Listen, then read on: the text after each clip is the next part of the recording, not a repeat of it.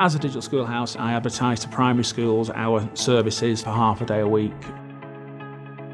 That allows pupils from schools to come in and have workshops delivered in-house, or alternatively, I can go out to a school and deliver a workshop to them. The school gets in touch with me and says, this is something we want to get on board with. I would then set up an initial meeting to find out what they need support with. Every school is different, so it may well be computational thinking, it may well be networks, it could be using Scratch for programming, things like that. The students that we take are primarily from our local feeder schools. Age ranges tend to be from year 1 all the way up to year 6. Not only is the workshop delivering, we're also upskilling the staff.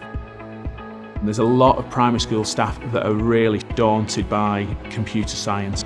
So being able to tell their staff that it's not actually as scary as it first seems is a huge part of what Digital Schoolhouse is about also. We don't all have the same in schools.